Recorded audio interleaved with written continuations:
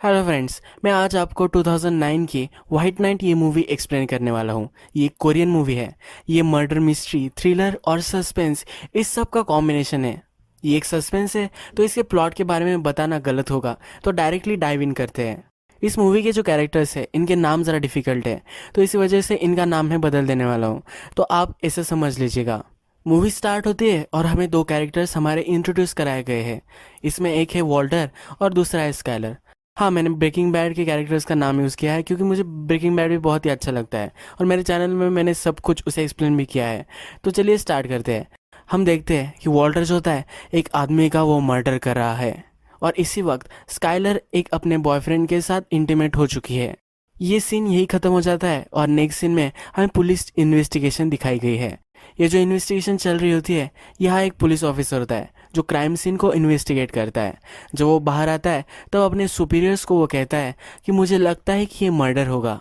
उसके सुपीरियर उससे कहते हैं कि ये सुसाइड है, ऐसा हमें लग रहा है। सुसाइड की जो सब चीज़ें होती है वो यहाँ पाई गई है, यानी कि सुसाइड नोट्स वगैरह सब चीज़ें यहाँ होती है, तो उन्हें लग रहा होता है कि ये सुसाइड होगी। पर वो जो डिटेक्टिव होता है उससे शक होता है कि ये मर्डर है। ये मूवी जो चल रही है ये दो अलग अलग टाइम पीरियड में चलती है। ये 15 साल पहले और 15 साल बाद, इस तरह से मूवी चलती रहती है। तो 15 साल बाद का यानी कि जो अब प्रेजेंट है वहाँ का ये सीन था। फिर से हमें 15 साल पहले जो सीन है वो हमें नेक्स्ट दिखाया गया है। इसमें भी एक मर्डर हुआ होता है। इस सीन में भी एक मर्डर के लिए कुछ पुलिस ऑफिसर वहाँ जाते हैं। यहाँ इस सीन को इन्वेस्टिगेट करने वाला जो हमारा मेन कैरेक्टर है, इसका नाम हम हैंक रखेंगे। हैंक जब इस सीन पर पहुंचता है तो उसका फोरेंसिक एक्सपर्ट यहाँ जो सब कुछ हुआ है इसके बारे में सब कुछ बता देता है। यहाँ एक आदमी का मर्डर हो चुका होता है और एक शार्प वेपन से उसे मार दिया होता है। हैंक को फिर पता चलता है कि ये आदमी अंदर मरा हुआ था और कोई भी दरवाजे से बाहर नहीं गया है, यानी कि जो डोर था वो अंदर से बंद था। तो ये बहुत ही सस्पिशियस होता है। फिर हैंक फॉरेंसिक वाले से पूछता है कि जो मर्डर करने वाला आया होगा वो कहाँ से आया होगा। फिर वो फॉरेंसिक वाला उससे कहता है कि ये चिमनी से आया होगा। वहाँ एक चिमनी होती है, उस नैरो पाइप से वो आया होगा, ऐसा उससे बताता है। फिर हैंक उसे पूछता है कि इससे कौन आ सकता है।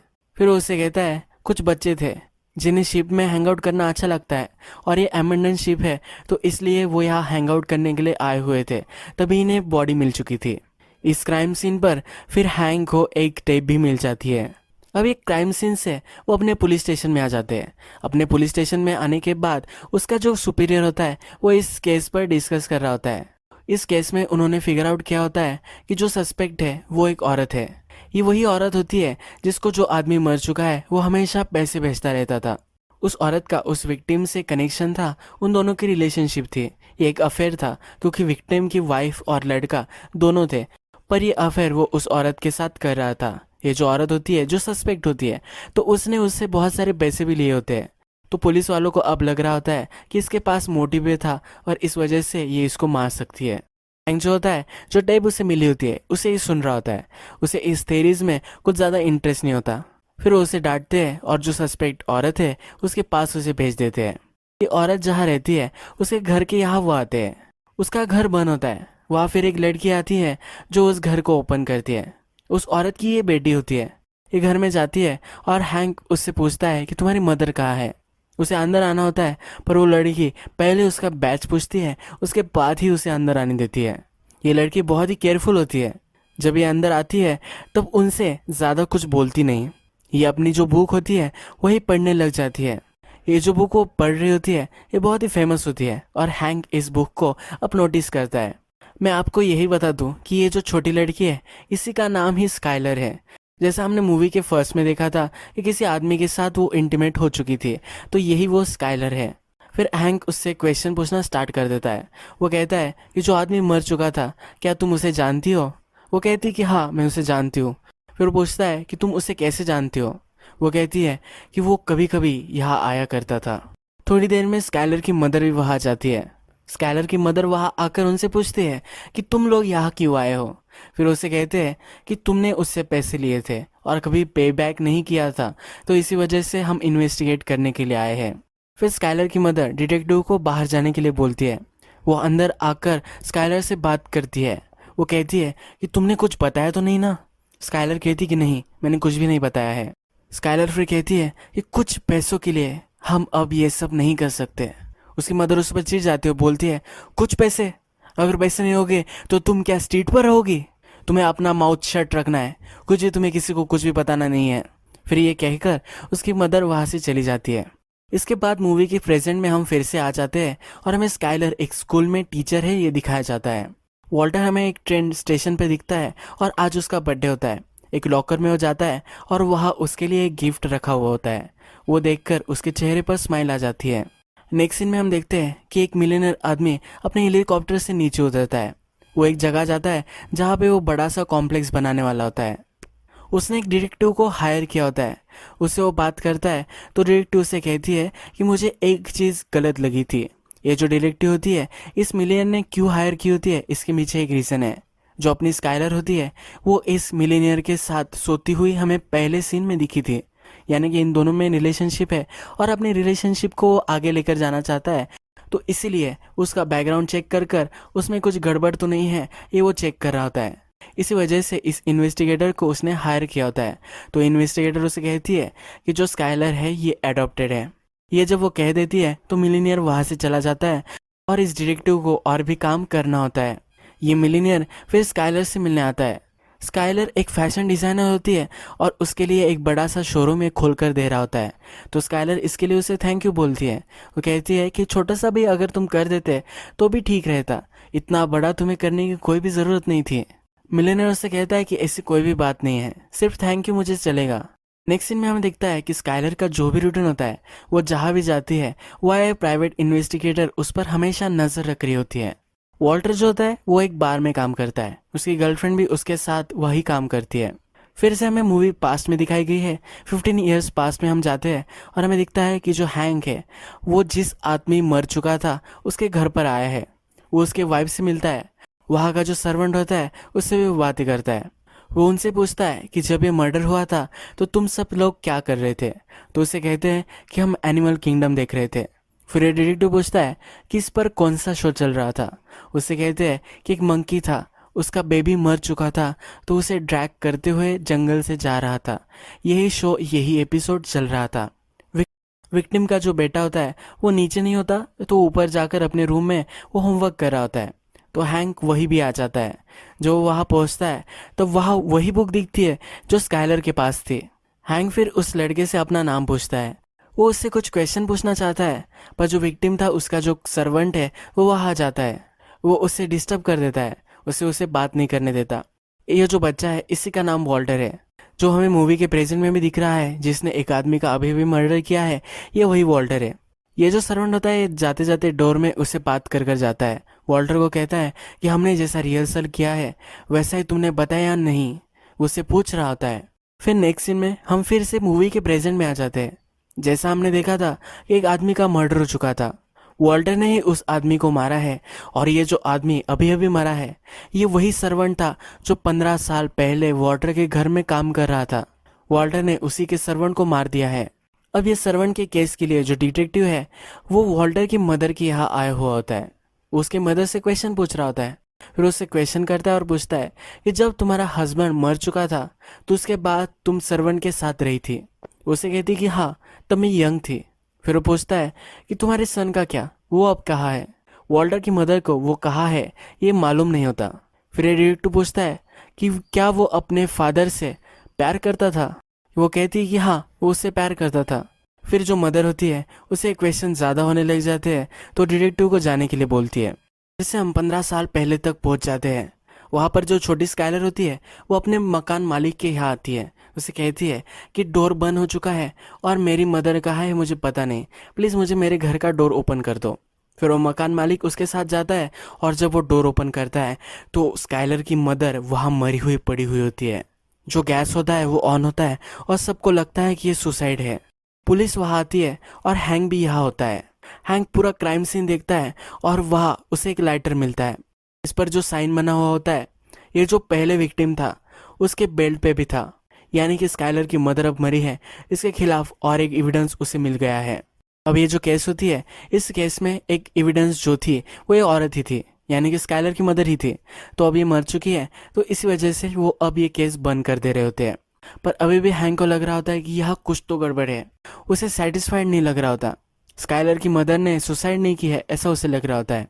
यह हमें हैंक का पार्टनर जो होता है वो बोलता हुआ दिखता है कि उसने एक टेस्ट ली है जिससे वो एक सुपीरियर ऑफिसर बन सकता है, उसका प्रमोशन हो सकता है। हैंक इसे इतना भी सीरियसली नहीं लेता। हैंक फिर भी इस केस पर काम कर रहा होता है। जब वो मर्डर सीन की फोटोग्राफ्स देखता है तब उसे पता चलता है कि अगर गैस ऑन था तो उस पर जो करी थी वो बॉयल होकर उसे नीचे गिर जाना चाहिए था। ऐसा तो कुछ भी नहीं हुआ था। ये चीज़ वो अपने सुपीरियर को कहता है। उसका सुपीरियर उसके मानता नहीं और कहता है कि ये केस बंद हो चुकी है, तुम्हें इतना ज़्यादा इस पर सोचना नहीं है। उसे केस बंद करने के लिए बोल देता है। हैंक इस पर चिढ़ जाता है, उसे ये नहीं करना होता और वहाँ से वो चला जाता है। हैंक फिर जिस शिप पर वॉल्टर के फादर मरे थे उस शिप पर आ जाता है। वहाँ उसने अपने बेटे को लाया हुआ होता है। जिस चिमनी से मर्डर आया था उसी चिमनी से एक बच्चा ही जा सकता है, तो इसीलिए वो अपने बच्चे को वहाँ लाता है। उसके बच्चे को क्रिसमस के लिए एक बाइसिकल चाहिए होती है, तो इस लालच में वो एक काम करने के लिए रेडी होता है। हैंक का सन जब नीचे उतर रहा होता है तो हैंक उतना ज़्यादा उस पर ध्यान नहीं देता। वो स्मोकिंग कर रहा होता है और बहुत ही इर्रिस्पॉन्सिबल होता है, तो उसका बच्चा वहाँ से गिर जाता है और वहाँ नीचे गिरकर वो मर जाता है। फिर से हम मूवी के प्रेजेंट में आते हैं और जो डिटेक्टिव थी वो मिलीनियर के पास आई हुई होती है और उसे कहती है कि जो स्काइलर है उसका एक स्टॉकर हुआ करता था। फिर वो मिलीनियर से कहता है ये जो स्टॉकर है इसके बारे में तुम सब कुछ पता करो और इसका सब सही ठिकाना लग जाना चाहिए। वो मिलीनियर कहता है कि जब भी मैं स्काइलर के पास जाता हूँ तो मुझे कुछ अलग लगता है, मुझे ये फीलिंग अब नहीं चाहिए, तो इसलिए उसे क्लोजर चाहिए होता है। इसी वजह से इस स्टॉकर का पता लगाकर उसे ठिकाने लगाने के लिए इस इन्वेस्टिगेटर को बोल रहा होता है। नेक्स्ट सीन में हम देखता है कि जो सर्वेंट था उसका केस जो इन्वेस्टिगेट कर रहा है वो डिटेक्टिव अब वॉल्टर के पास आया हुआ है। वॉल्टर से पूछता है कि जब वो सर्वेंट मरा था तब तुम कहाँ थे। वॉल्टर कहता है कि तब मैं सोया हुआ था। वॉल्टर की नेक पर एक निशान होता है, वो भी ये डिटेक्टिव नोटिस करता है। ये जो डिटेक्टिव होता है फिर वो हैंक के पास आता है। अब 15 साल गुजर चुके हैं तो हैंक की भी अब एज हो चुकी है। उसे डायबिटीज़ है और इससे उसे तकलीफ होती रहती है। वो हैंक के पास जाता है और उसे कहता है कि जब तुम इस केस पर थे, यानी वॉल्टर के फादर जो मर चुके थे उस केस पर जब तुम थे, तब तुम्हारे बच्चे के मर जाने के बाद 2 साल तक तुमने इस केस को परस्यू किया था। तुम्हारा डिवोर्स भी हो चुका था, फिर भी तुम इसी केस पर लगे पड़े थे। तो उससे वो पूछ रहा होता है कि क्या उसे कुछ ज़्यादा मालूम है, पर हैंक उसे कुछ भी इन्फॉर्मेशन नहीं देता और चले जाने के लिए इग्नोर कर देता है। जो मिलियनेयर होता है उसकी एक बेटी भी होती है। वो स्काइलर के साथ अब है तो उसकी बेटी को ये अच्छा नहीं लगता। स्काइलर उसकी बेटी को स्कूल से घर लेकर जा रही होती है क्योंकि वो सेमी स्कूल में ये पढ़ाती है और मिलियनेयर की बेटी भी वही पढ़ती है, तो इसलिए स्काइलर उसे घर छोड़ रही होती है। तो इन दोनों में नहीं पढ़ती है, तो वो बेटी उसे कहती है कि तुम्हें मेरे साथ प्रिटेंड नहीं करना है, तुम जो स्माइल कर रही हो वो भी फेक है, ये मुझे पता है। नेक्स्ट सीन में हम देखते हैं कि डिटेक्टिव अब उस सर्वेंट के घर पर आया हुआ है और क्राइम सीन को अभी भी इन्वेस्टिगेट कर रहा है। इसके बाद एक वीक बीत जाता है। हैंक को लगता है कि इस डिटेक्टिव को उसे मदद करनी चाहिए। इसके लिए जब वो उसकी इंक्वायरी करने के लिए कॉल करता है तो उसे पता चलता है कि डिटेक्टिव मर चुका है। हैंक फिर इस काम में फिर से लग जाता है। हैंक फिर वॉल्टर की मदर को मिलने आता है कि जब तुमने मुझे बताया था कि तुम एनिमल किंगडम देख रही थी तो मुझे शक गया था, तो मैंने एनिमल किंगडम के सब एपिसोड देख लिए और मुझे वो मिल भी गया। उसे बता रहा होता है कि मुझे प्लीज़ बता दो कि उस दिन क्या हुआ था, पर वॉल्टर की मदर उसे कुछ भी नहीं बता रही होती। फिर नेक्स्ट सीन में हमें दिखता है कि जो डिटेक्टिव मिसिंग है उसे वॉल्टर गार्ड रहा होता है। ये एक गार्डन होती है जहाँ उसे गार्ड देता है। फिर नेक्स्ट सीन में हमें दिखता है कि मिलियनेयर और स्काइलर दोनों इंटीमेट हो चुके होते हैं। तो मिलियनेयर उससे पूछता है कि तुम मुझसे क्यों प्यार करती हो। फिर स्काइलर कहती है कि तुम बहुत ही रिच हो इसीलिए मैं तुमसे प्यार करती हूँ। तो वो पूछता है कि तुम्हें कितने पैसे चाहिए। स्काइलर कहती है कि मुझे कभी भी पैसों की चिंता ना करनी पड़े, इतने पैसे अगर मेरे पास आ गए तो मुझे कोई भी चिंता नहीं होगी। फिर हमें देखता है कि इस मिलियनेयर को कॉल आ जाता है। स्काइलर का जो स्टॉकर था वो अब पकड़ा जा चुका है। जो हैंक है वो अभी भी इन्वेस्टिगेशन कर रहा है। तो जो मिलियनेयर ने प्राइवेट इन्वेस्टिगेटर हायर किया होता है वो उसे वहाँ देख लेती है और उसे बेहोश करने की कोशिश कर लेती है, पर हैंक उसे ही पकड़ लेता है और जो भी उसने इन्वेस्टिगेट कर रखा होता है वो सब देखता है। वहाँ उसे पता चल जाता है जो स्काइलर है उसने अपना नाम चेंज कर कर अब वो रह रही है। मिलीनियर के साथ वो रिलेशनशिप में है और वो मिलीनियर उसे शादी भी करना चाहता है। ये सब इन्फॉर्मेशन अब उसे मिल चुकी है। स्काइलर जिस बिल्डिंग में रहती है उसी बिल्डिंग के नेक्स्ट बिल्डिंग में हमें वॉल्टर दिखता है। वो दोनों एक दूसरे को खिड़की से देख सकते हैं, यह हमें पता चलता है। हैंक को अब पता होता है कि स्काइलर का जो स्टॉकर था वो भी पकड़ा जा चुका है, तो इस स्टॉकर से वो मिलने के लिए जाता है।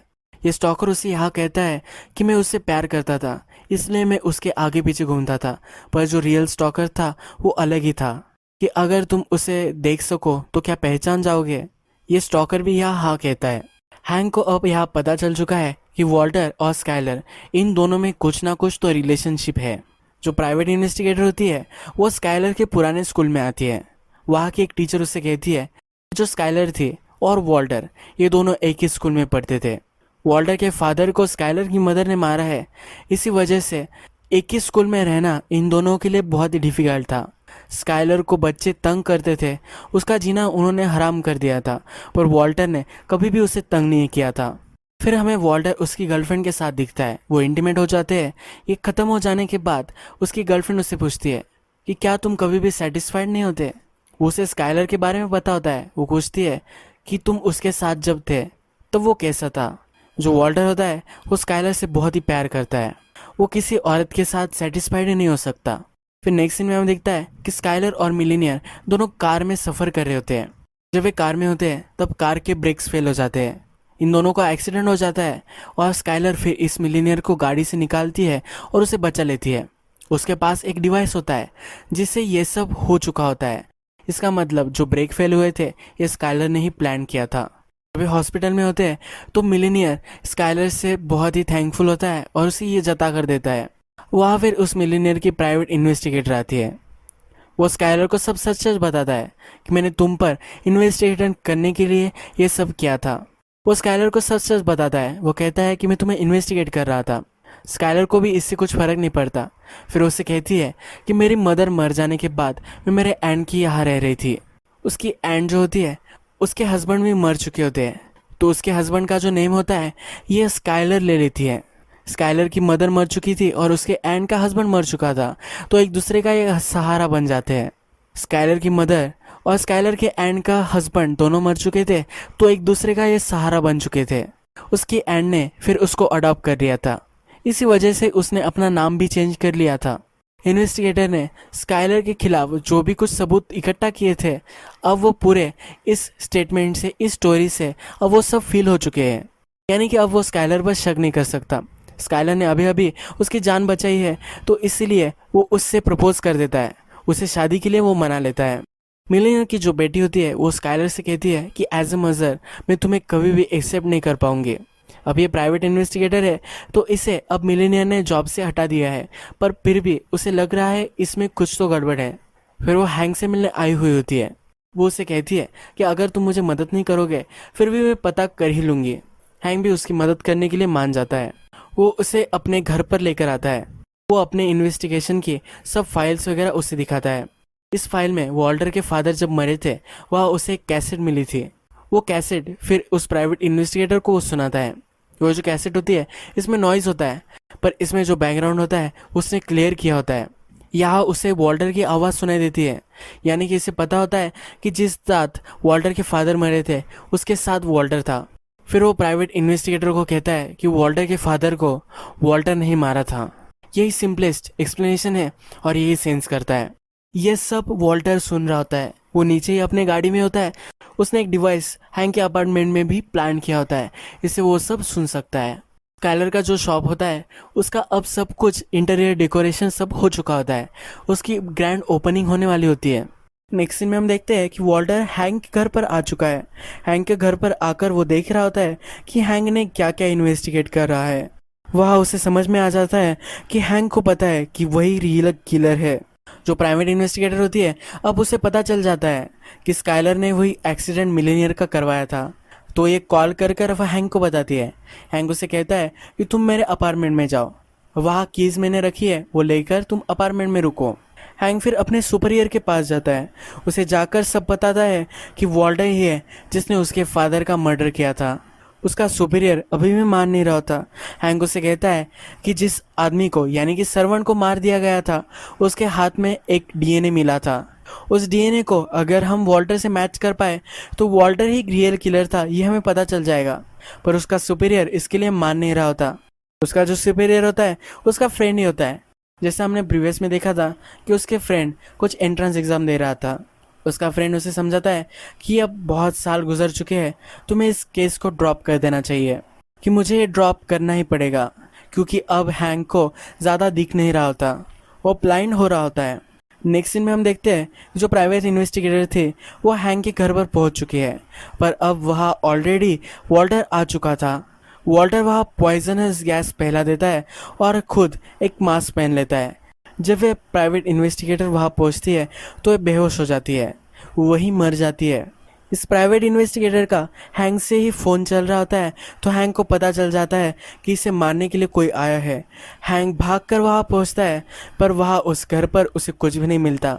नेक्स्ट सीन में हम फिर से देखते हैं कि वॉल्टर अब इस प्राइवेट इन्वेस्टिगेटर की बॉडी गार्ड रहा है। ये जो जहाँ गार्डता है वहाँ एक गार्डन होती है।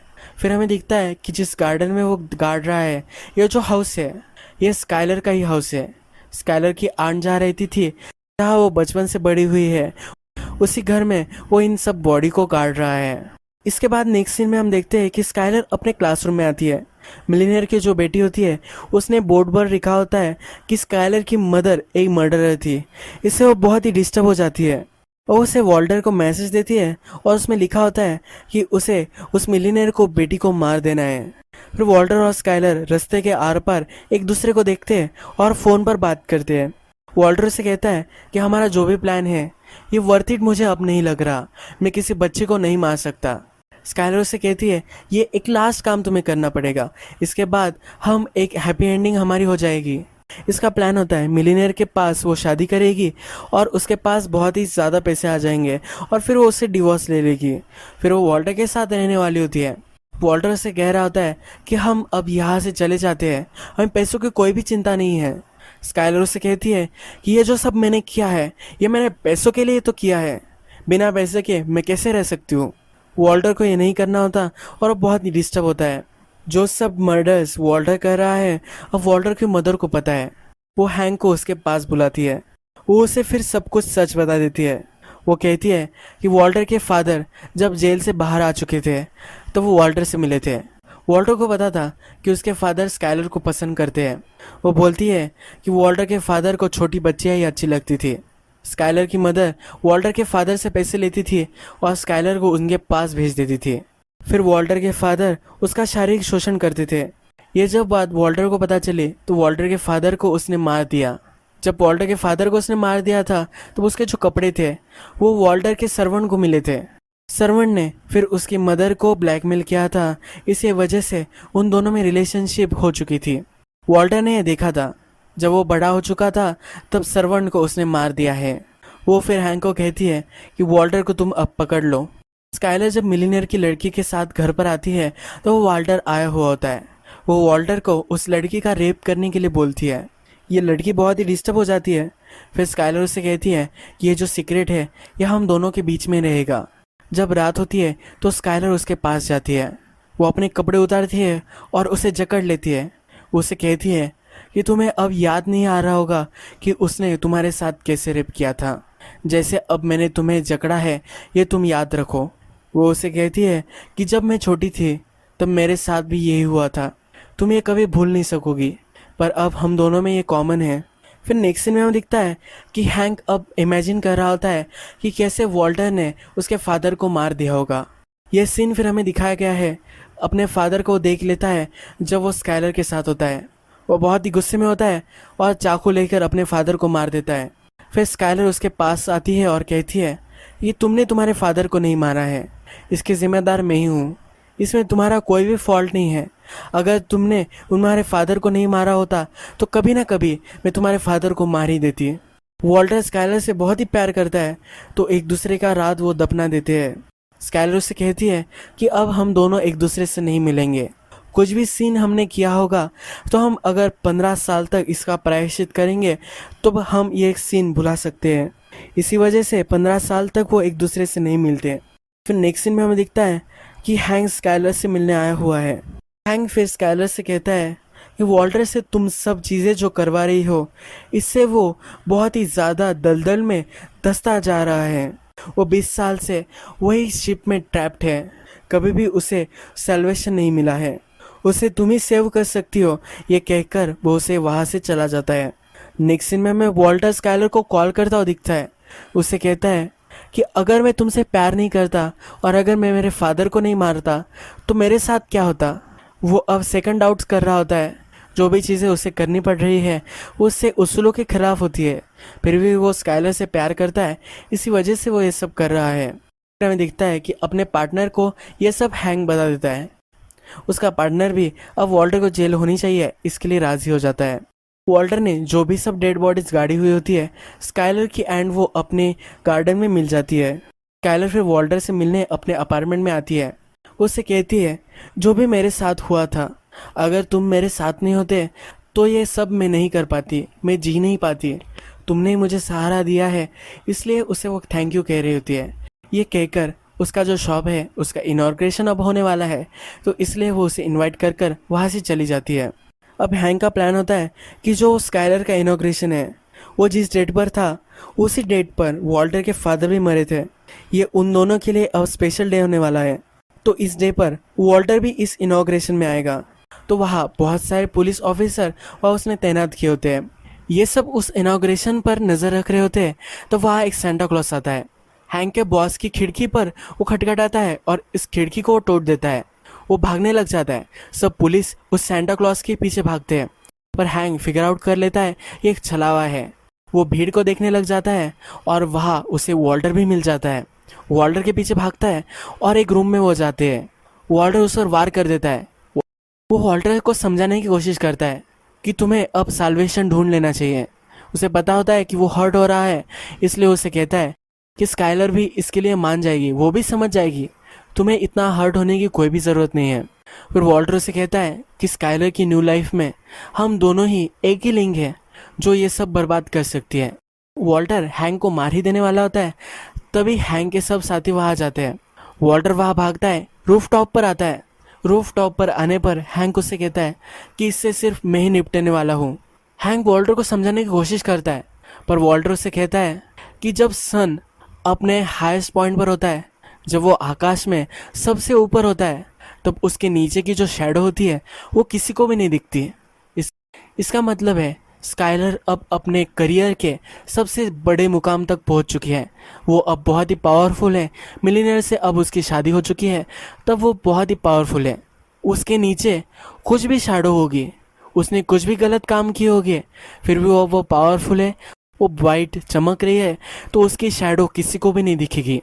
अब हमें पता है कि मर्डर को और स्काइलर को वॉल्टर ही एक लिंक है जो उसे कनेक्ट कर सकती है, तो इसलिए वॉल्टर अपने आप को ही इंजोर कर लेता है और बिल्डिंग से कूद जाता है।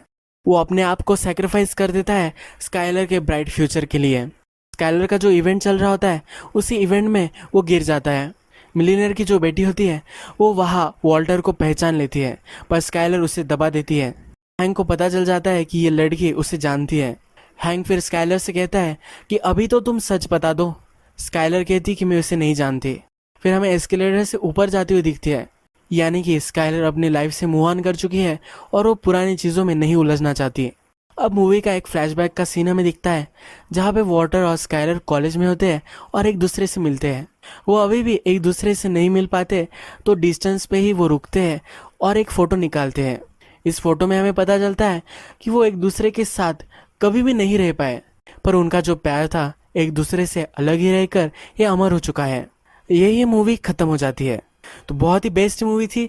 अगर आपको ये मूवी अच्छी लगी हो तो प्लीज़ मेरे वीडियो को लाइक कर दीजिएगा, और भी अगर ऐसी इंटरेस्टिंग मूवी आपको देखनी हो तो प्लीज़ मेरे इस चैनल को सब्सक्राइब कर दीजिए और बेल नोटिफिकेशन आइकॉन भी दबा दीजिए, यानी कि और भी मूवीज़ आपको देखने को मिल जाए। हम फिर से मिलेंगे और एक मूवी के साथ। तब तक के लिए थैंक यू, शुक्रिया और गुड बाय।